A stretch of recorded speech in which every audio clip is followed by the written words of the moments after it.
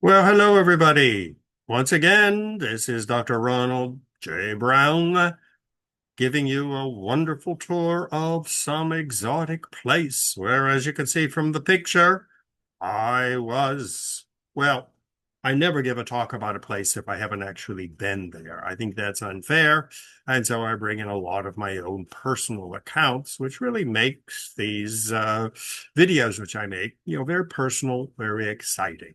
So, let's get started with today's topic, and that is going to be Potosi, city high in the mountains of Bolivia, which is the lost city of silver. As you can see from the picture, it's pretty well run down and abandoned, but there are still people like me who go down into these long abandoned deep mines looking for a little bit of silver. Needless to say, I didn't find any, but that's not going to stop us from enjoying our talk.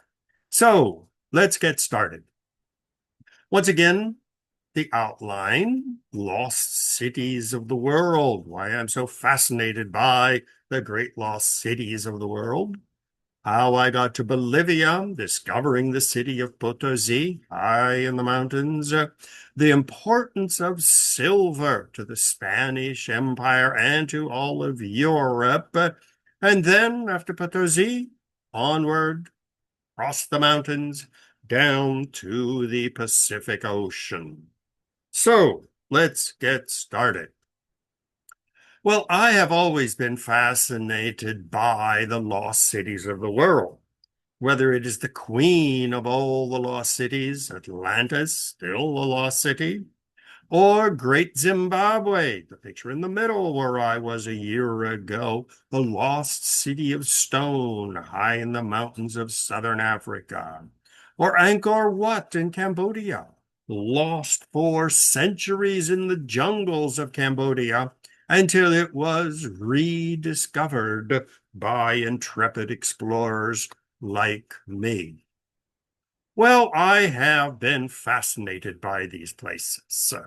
Um, at the top, UCB at Stonehenge in England, which is never really lost because it was out in the middle of a plain. But once again, the discovery and of its importance. Petra, on the left, the red stone city in Jordan, and that's me waiting for my donkey to go to Petra.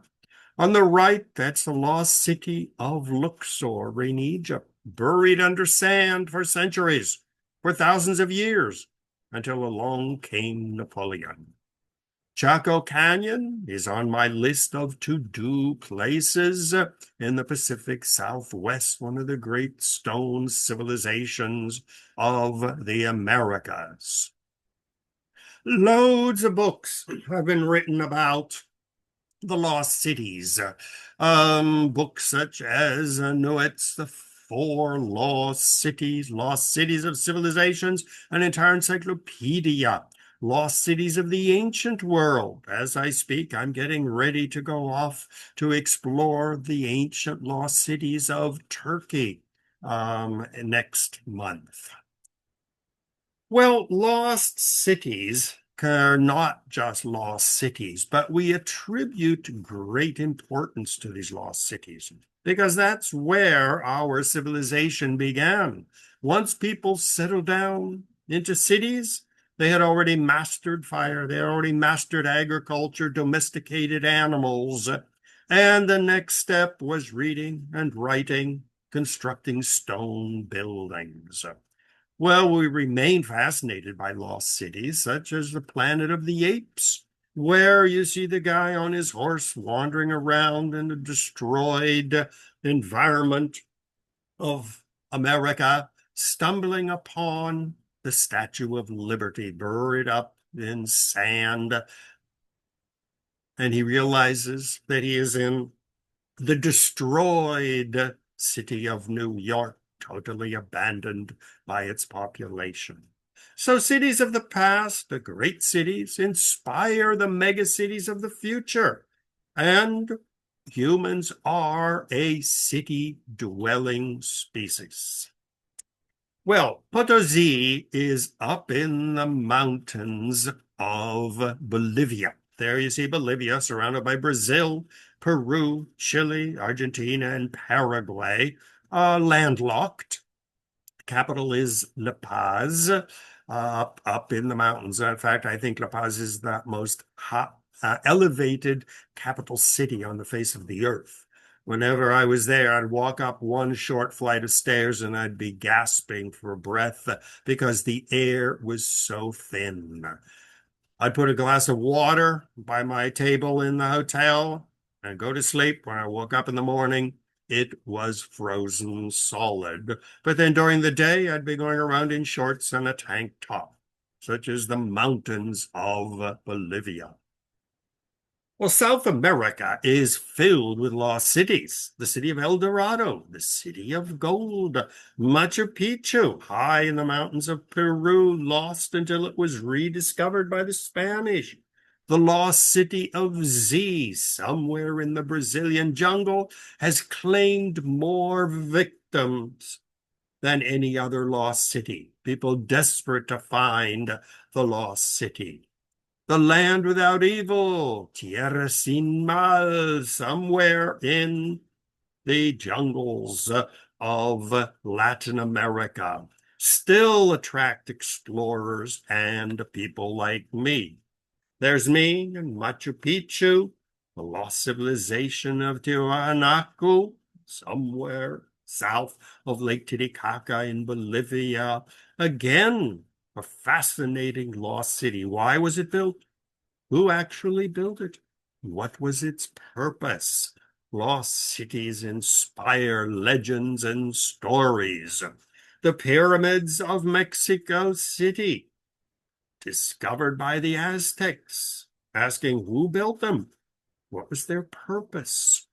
Palenque on the right in the jungles of the Yucatan, totally lost until somebody found a hill covered over with dirt and started digging and discovered that it wasn't a hill at all, that it was a temple completely covered with vines and stone and dirt. The Jesuit cities of Argentina and Brazil and Paraguay, lost in the jungles when the Portuguese invaded, conquered them, and took the Indians as slaves. Well, Potosi is one of those fascinating cities.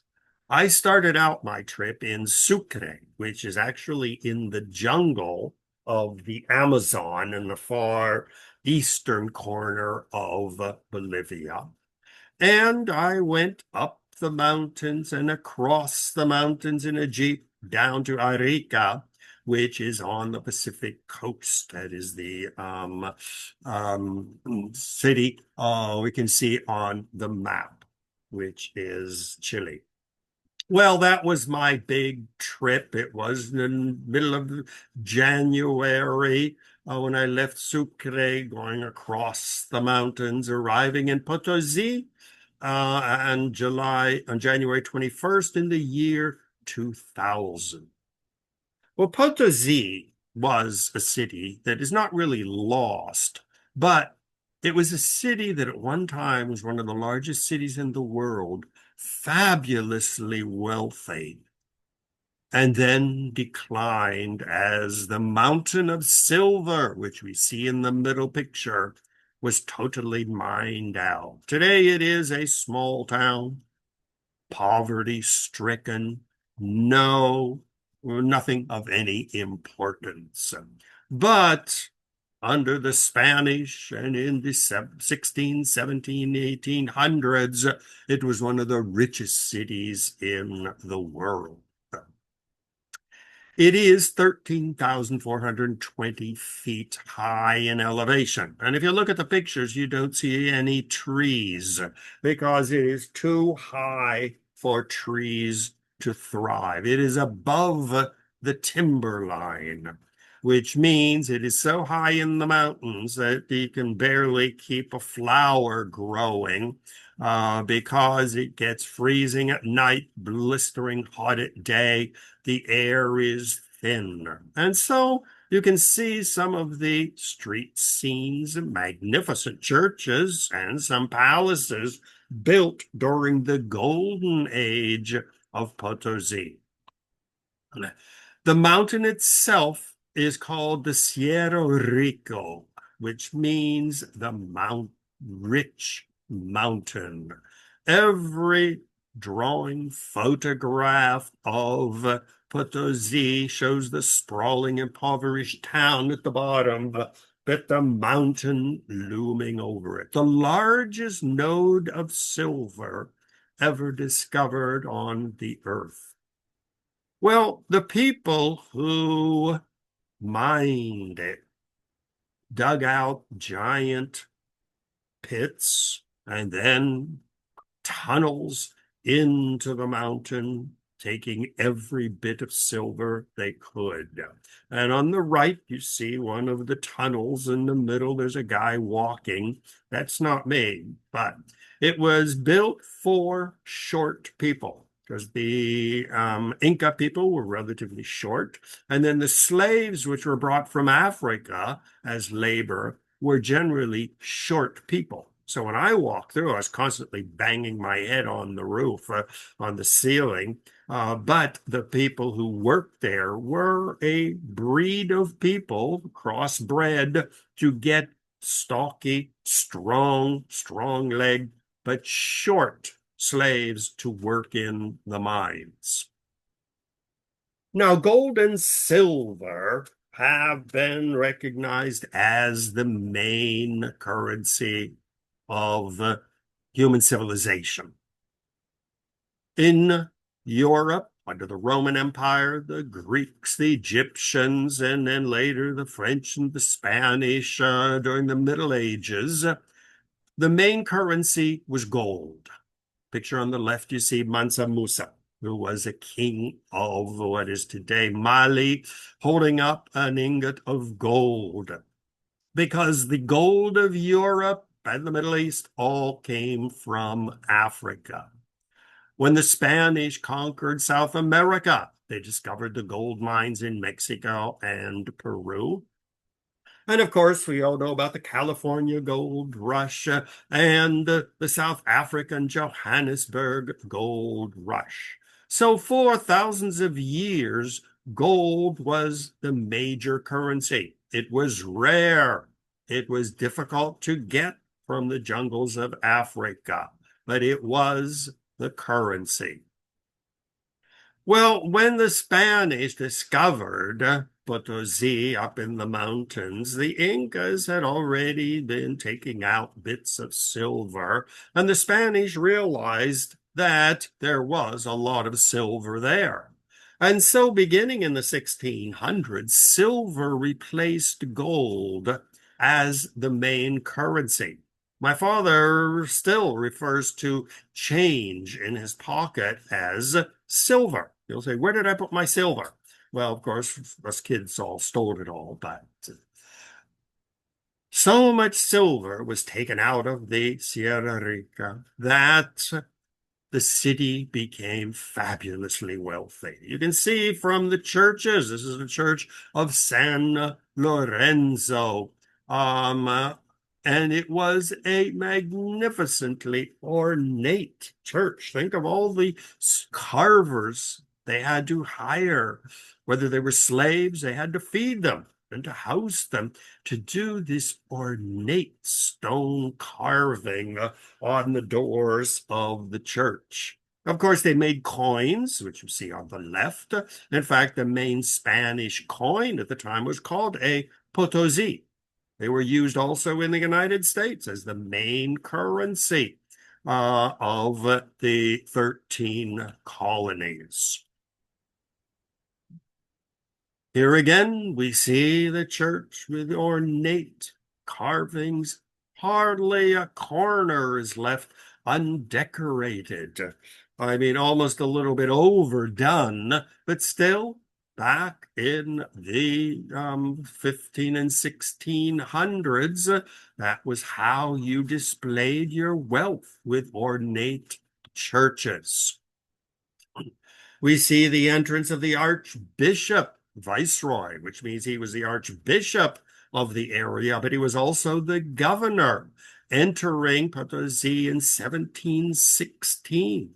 At that time, one of the richest and most elegant cities in the world, where archbishops and important people would go with long processions, elegantly dressed ladies, men in their uniforms, and ornately dressed, celebrating the greatness of Potosi. Of course, like good Catholics, somebody has to have an apparition of Mary. And when she appeared to somebody in Potosi, we don't remember who, she was immediately accepted as the Virgin of the Cielo of Potosi. So you go to every church, you'll see depictions in silver, of course, of Our Lady of Potosi. Paintings of her showing God the Father, God the Son, and God the Holy Ghost, putting the crown not only on the Virgin, but on the mountain itself, as if the Sierra Rica was in direct contact with the heavens.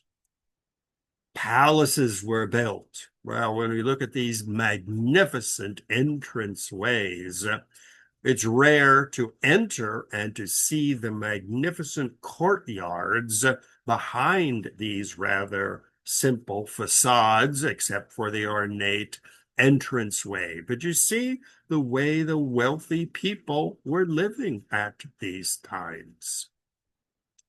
The average person today is an impoverished Inca descendant or tribal people of the mountains. They, as you can see, the Potosi has lost a lot of its glory and splendor, but yet it still has a smallish population, and you can see they are of the Native Americans, the Incas and the other tribes of South America. The silver was mined in Potosi, and it was taken then down to Peru and Chile, where it was shipped to Spain to make the Habsburg Empire powerful. Well, gradually, the people decided that it would be easier to take the silver from near La Paz and send it down to Buenos Aires in Argentina, and there they could more easily cross the Atlantic. And so they established a area, and this was the Viceroyalty of La Plata. Plata in Spanish means silver. The name Argentina comes from argentum, which means silver in Latin. The river where we see Buenos Aires is on the Rio Plata, the river of silver.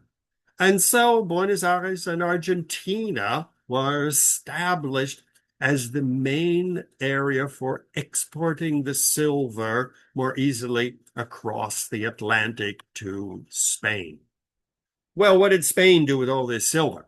It was building its Habsburg Empire, taking over Spain, Portugal, half of Italy, Sardinia, and of course ruling the Holy Roman Empire, which is Germany, Holland, Belgium, Switzerland, Austria, and half of Czechoslovakia. It financed the empire of the Habsburgs. Well, we see on the map the ships leaving Argentina, going up to Europe, and from Europe, the silver financed the Spanish Empire in Florida and Mexico, producing coins in silver, which made Spain great. Well, of course, the English, which didn't have any access to the silver, got access by sending out pirates. Captain Kidd from England and later from New York City was one of the greatest pirates. In the background, you see New Amsterdam, the Dutch colony, and later the English colony. And so tons of silver were stolen from the Spanish. And in fact, they believe Captain Kidd buried tons of silver on Gardiner's Island, which is at the far eastern end of Long Island. The Spanish, of course, were not very happy with this. And so in 1588, they established the Armada, went up, and they were going to beat the crap out of Queen Elizabeth. Well, as we all know, the Spanish Armada was destroyed in a horrendous storm, and the pirates continued to ravage. Well, the mountain itself is filled with tunnels and walkways. And you can see in the middle picture these naked slaves going down in the pits because it is very hot and humid in these pits from the people. On the right, you see some of the workers who still mine silver. There's still enough silver in there for a person to support his family if he is lucky. Although it's not big commercial silver mining, the mountain is pretty well done. There's me getting ready to go into the mine, and you see the shaft with the carts coming out carrying stone, which has silver in it. As you go in, you see these statues. You see this guy holding up a bottle of whiskey and saying, "Beware who enter these pits. There's a very good chance you will never emerge alive because of cave-ins, explosions, and other dangers in the pit." Here we see the entrance to the pit, and there's me climbing up into one of the pits. See, it's supported by wood beams, and the dangers of cave-ins are very, very real. Well, I went on a tour, and I went into the deepest part of the mountain, where arsenic from explosives pervaded the air. Well, if I was one of the brave ones to go the whole way in, I ended up going in with only two other guys on our guide because everybody else got scared and left. Well, me and the other two guys had to see who was the bravest of the three. So we were all given a lit stick of dynamite to see who could hold on to the stick of burning dynamite the longest before they panicked and threw it over the hill. Needless to say, I didn't win that contest. And the guy who did win, the stick of dynamite had barely left his hand and it exploded. If he'd waited a second longer, he would be the one-armed person. So silver flooded the world. American colonies used silver coins from Spain. It financed the wars of the Habsburgs, and silver remains a major investment. As I talk with Donald Trump, more and more people in the time of Donald Trump, everybody is saying, get out of the dollar, get out of the stock market. Who knows what Trump is going to do? Invest in silver and gold. On the right, you see the famous American silver dollar, which my father had quite a collection of. So silver replaced gold as the main currency. The Indians had used wampum. Barter, exchanging was common. But if you wanted to buy tobacco or slaves in the 13 colonies, you paid in silver coins, and the Potosi was the most popular and accepted silver coin. Well, the silver financed the Spanish Empire. As you can see on the right, California, Florida, whole way down to the bottom of South America was financed by silver. The Spanish took over the Philippines. They had colonies in Africa. and it was all financed by silver from Potosi. Silver was used for import and export.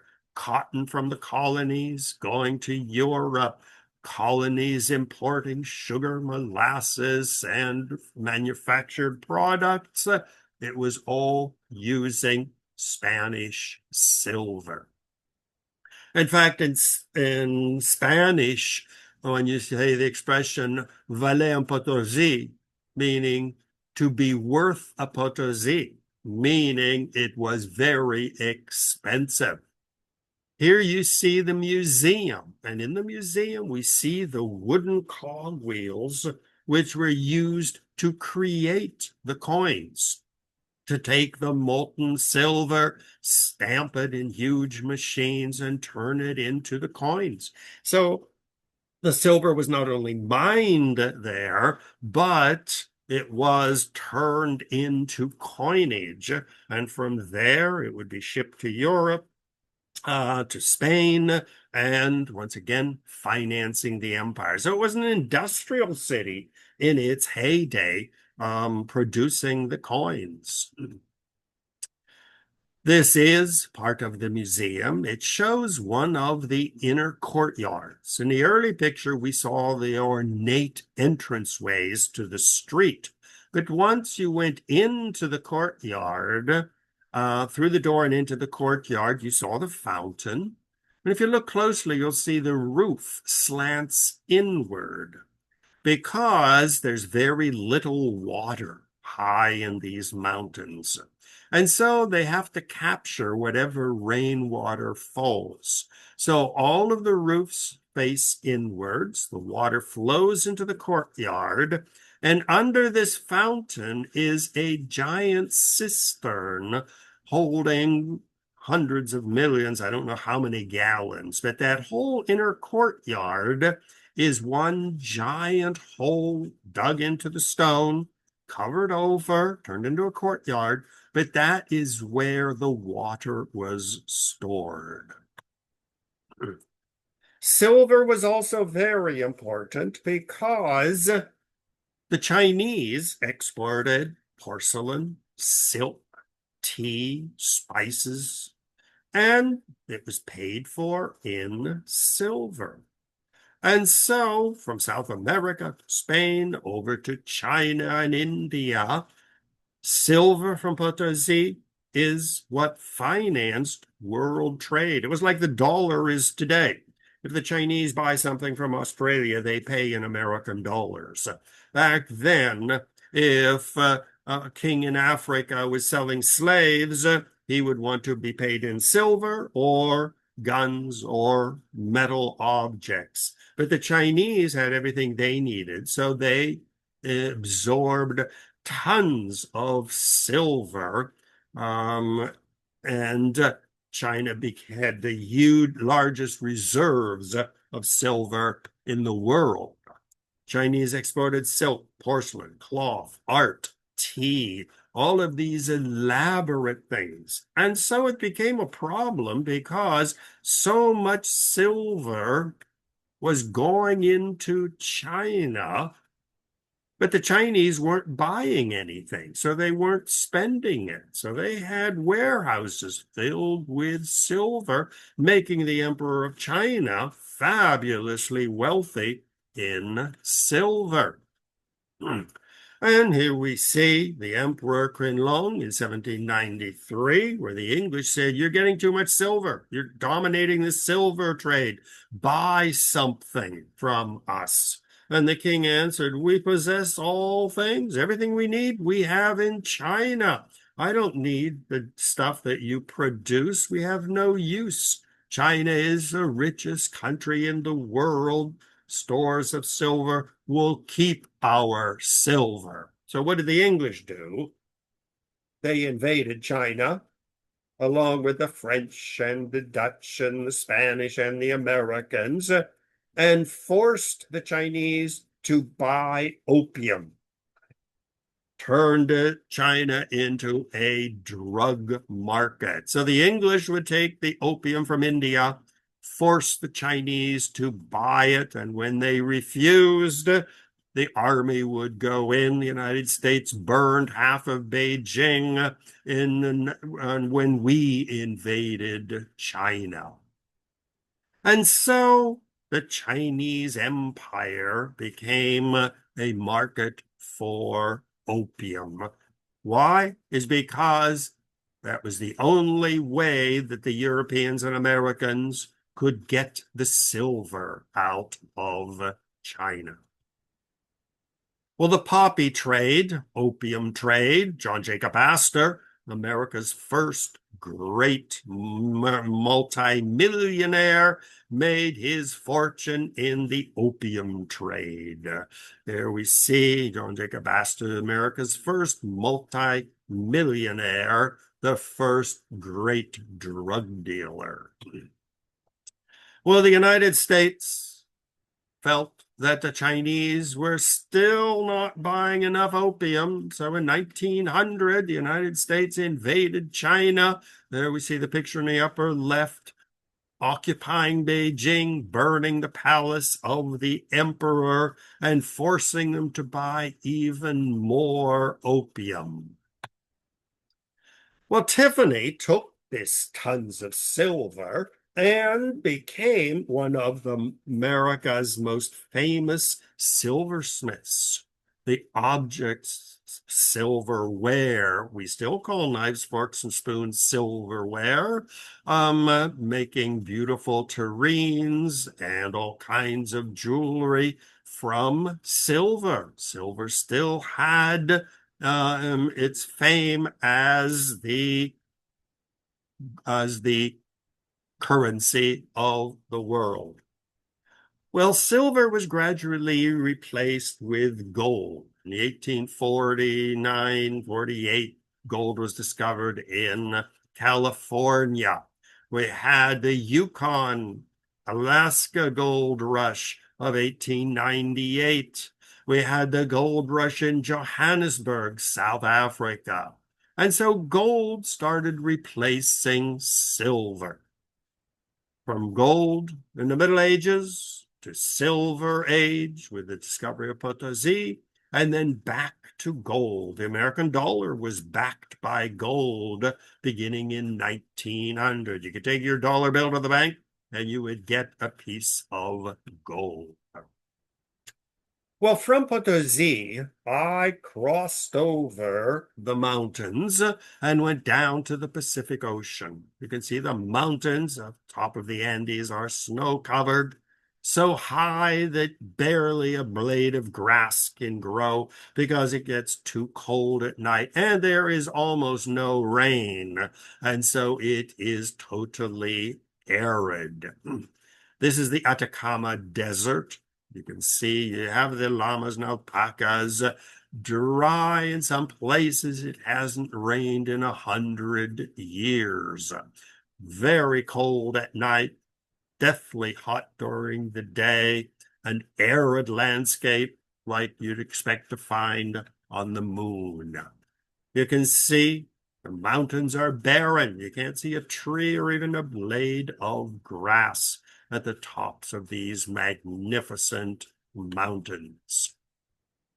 Well, at the top of the mountains is the famous Salar de Uyuni, which is a salt lake. I don't know if many of you have been to the Dead Sea in Israel and Jordan. Well, there you can lay on the top of the water, but you can swim and that. The Salar is so concentrated sand that there you can see our Jeep on the right. You can drive across the water. You can get out and you can walk around, but you have to be careful because if you park too long in one place, the Jeep will start to sink into the salt water. So you park a little bit, walk around, take some pictures, and you'll notice that the tires are already an inch into the salt water. That's me and some of the people who are crossing the mountains with. There were islands where they grow these mountain cactuses, and the people would cut out blocks of water and build buildings. So the one on the right, you see they had tables and chairs and benches, and they build houses on the water, but they're constantly, but very slowly sinking into the water and have to constantly be rebuilt. At one time, Bolivia had access to the Pacific Ocean. The map on the right, you see La Paz, where it says Chile, that little part linking Bolivia to the Pacific was seized by Chile, and Bolivia became landlocked. And so the railroad from La Paz to the Pacific was finished. They would no longer allow Bolivia access to the Pacific. So all of the trains are in what they call the cemetery of trains, high in the mountain. They do not rust because the air is so dry. Rains maybe once every 100 years or something. And so it is really a fascinating experience. There's me sitting beside one of the old steam engines. So that was my visit to one of the lost cities of the world. Well, it's not really lost. It's always been theirs, even going back to the Inca times. But going from one of the greatest cities on the face of the earth, as wealthy as London and Paris and Madrid at the time, or Istanbul, Constantinople, declining into a rather impoverished little town up in the mountains. There's me again at the lost city of Palenque, which is, of course, no longer lost. So I'm fascinated by all of these wonderful lost cities. So please feel free to contact me if you would like to and contribute your stories to the great lost cities of the world. I'm waiting for Elon Musk to discover lost cities on Mars, and I will volunteer to go and make a YouTube video about the lost cities of the Martians. So, this is Ron Brown logging off. I hope you enjoyed the talk, and I hope to see you in the future.